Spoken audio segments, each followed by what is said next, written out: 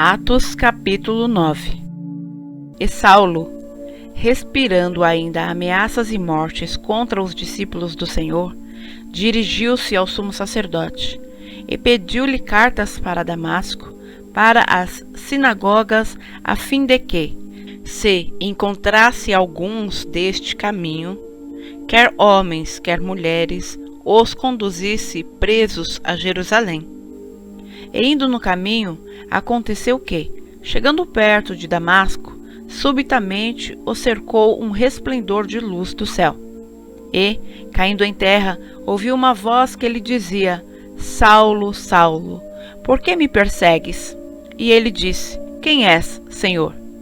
E disse o Senhor: Eu sou Jesus, a quem tu persegues. Duro é para ti recalcitrar contra os aguilhões.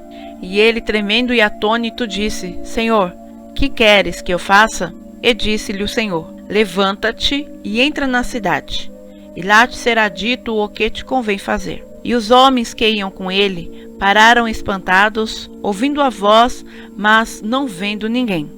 E Saulo levantou-se da terra e, abrindo os olhos, não via a ninguém. E, guiando-o pela mão, o conduziram a Damasco. E esteve 3 dias sem ver, e não comeu nem bebeu. E havia em Damasco um certo discípulo chamado Ananias. E disse-lhe o Senhor em visão: Ananias. E ele respondeu: Eis-me aqui, Senhor. E disse-lhe o Senhor: Levanta-te e vai à rua chamada Direita, e pergunta em casa de Judas por um homem de Tarso chamado Saulo, pois eis que ele está orando. E numa visão ele viu que entrava um homem chamado Ananias, e punha sobre ele a mão para que tornasse a ver. E respondeu Ananias: Senhor, há muitos ouvi acerca deste homem, quantos males tem feito aos teus santos em Jerusalém. E aqui tem poder dos principais sacerdotes para prender a todos os que invocam o teu nome. Disse-lhe, porém, o Senhor: Vai, porque este é para mim um vaso escolhido, para levar o meu nome diante dos gentios e dos reis e dos filhos de Israel. E eu lhe mostrarei quando deve padecer pelo meu nome. E Ananias foi e entrou na casa e, impondo-lhe as mãos, disse: Irmão Saulo, o Senhor Jesus, que te apareceu no caminho por onde vinhas, me enviou, para que tornes a ver e sejas cheio do Espírito Santo. E logo lhe caíram dos olhos como que umas escamas, e imediatamente recuperou a vista e, levantando-se, foi batizado. E tendo comido, ficou confortado. E esteve Saulo alguns dias com os discípulos que estavam em Damasco. E logo nas sinagogas pregava a Cristo, que este é o Filho de Deus. E todos os que ouviam estavam atônitos e diziam: Não é este o que em Jerusalém perseguia os que invocavam este nome?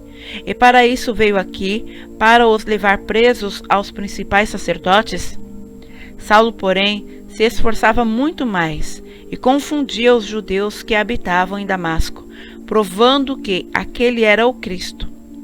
E tendo passado muitos dias, os judeus tomaram conselho entre si para o matar. Mas as suas ciladas vieram ao conhecimento de Saulo, e como eles guardavam as portas, tanto de dia como de noite, para poderem tirar-lhe a vida, tomando-o de noite, os discípulos o desceram, dentro de um cesto, pelo muro. E, quando Saulo chegou a Jerusalém, procurava ajuntar-se aos discípulos, mas todos o temiam, não crendo que fosse discípulo. Então Barnabé, tomando-o consigo, o trouxe aos apóstolos.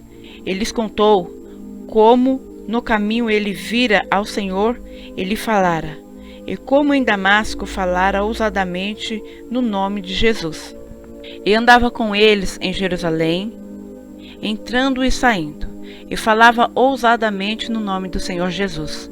Falava e também disputava contra os gregos, mas eles procuravam matá-lo. Sabendo-o, porém, os irmãos o acompanharam até Cesareia e o enviaram a Tarso.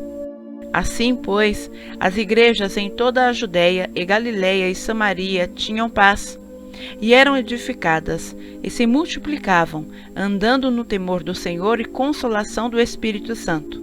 E aconteceu que, passando Pedro por toda a parte, veio também aos santos que habitavam em Lida, e achou ali certo homem chamado Enéas, jazendo numa cama havia 8 anos, o qual era paralítico. E disse-lhe Pedro: Enéas, Jesus Cristo te dá saúde, levanta-te e faze a tua cama. E logo se levantou. E viram-no todos os que habitavam em Lida e Sarona, os quais se converteram ao Senhor. E havia em Jope uma discípula chamada Tabita, que, traduzido, se diz Dorcas. Esta estava cheia de boas obras e esmolas que fazia. E aconteceu naqueles dias que, enfermando ela, morreu, e, tendo-a lavado, a depositaram no quarto alto.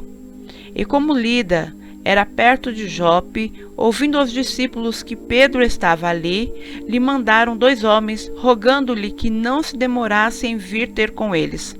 E levantando-se Pedro, foi com eles, e quando chegou, o levaram ao quarto alto. E todas as viúvas o rodearam, chorando e mostrando as túnicas e roupas que Dorcas fizera quando estava com elas. Mas Pedro, fazendo sair a todos, pôs-se de joelhos e orou, e, voltando-se para o corpo, disse: Tabita, levanta-te. E ela abriu os olhos, e, vendo a Pedro, assentou-se. E ele, dando-lhe a mão, a levantou e, chamando os santos e as viúvas, apresentou-lhe a viva. E foi isto notório por toda a Jope, e muitos creram no Senhor. E ficou muitos dias em Jope com um certo Simão, curtidor.